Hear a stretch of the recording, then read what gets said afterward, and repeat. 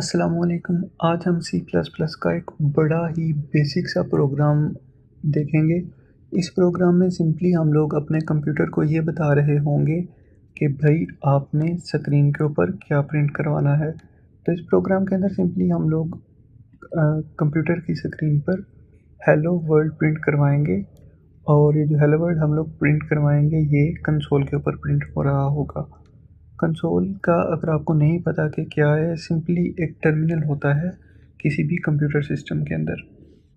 अब अगर हम लोग यहाँ पे शुरू से शुरू करें तो ये वाली जो लाइन लिखी हुई है सबसे पहली लाइन, इसको हम लोग प्री प्रोसेसर डायरेक्टिव बोलते हैं सी प्लस प्लस के अंदर।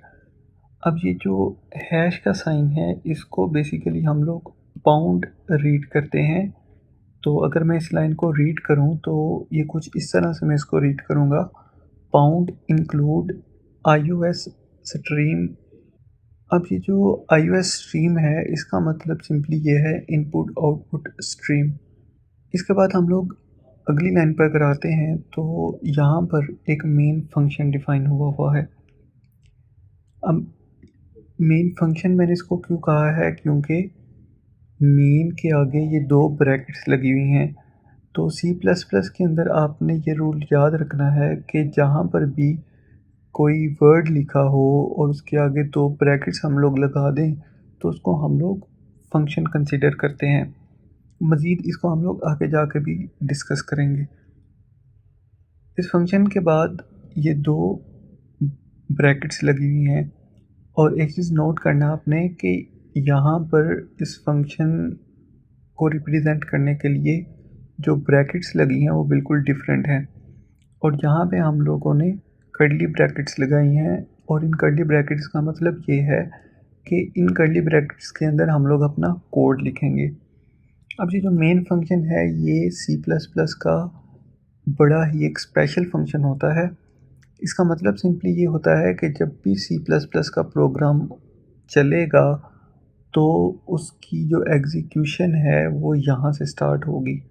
मतलब कहने का ये है कि वो यहाँ से चलना स्टार्ट होगा, फिर ये वाली लाइन रीड करेगा। इसके बाद लेट्स से अगर हम लोग कोई और लाइन भी यहाँ पे लिख देते हैं तो वो इस वाली लाइन को चलाएगा, पहले ये वाली लाइन चलाएगा फिर ये वाली चलाएगा। तो जैसे जैसे हम लोग चीज़ें इंक्लूड करते जाएंगे वो उन लाइंस को चलाता जाएगा। अब सिंपली अगर हम लोग शुरू के अंदर आते हैं मेन फंक्शन के बाद, तो ये वाली लाइन सबसे पहले एग्जीक्यूट होगी।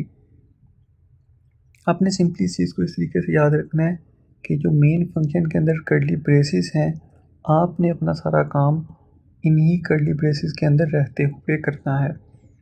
अब हम लोग क्या करेंगे, हमने सिंपली क्या किया है, S T D colon colon C out, आगे मैंने लेस देन का साइन दो दफ़ा यूज़ किया है, फिर डबल कोट्स के अंदर हेलो वर्ल्ड लिखा है, फिर दोबारा लेस देन का साइन लिखा है और फिर मैंने क्या किया है, S T D colon colon लिख के एंड लाइन कर दिया।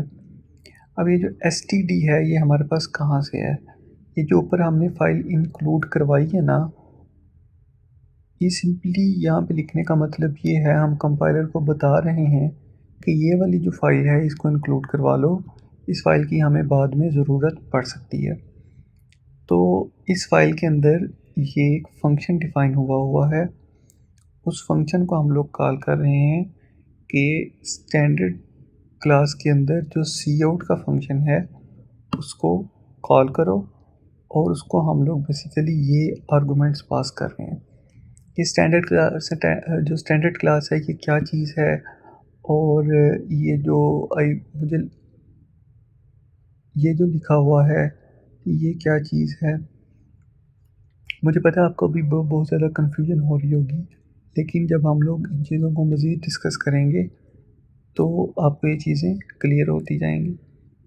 तो सिंपली अभी फ़िलहाल के लिए आप ये समझें कि ये आपने लाजमी लिखना है, ये जो स्ट्रक्चर है लाजमी लिखना है। और जब भी आपने कोई भी स्ट्रिंग प्रिंट करवानी है तो आपने तकरीबन इसी तरह का स्ट्रक्चर बना के तो प्रिंट करवानी है। मैं सिंपली क्या करता हूँ, यहाँ से इसको चलाता हूँ तो मेरे पास मेरे कंसोल पे हेलो वर्ल्ड प्रिंट होके आ गया।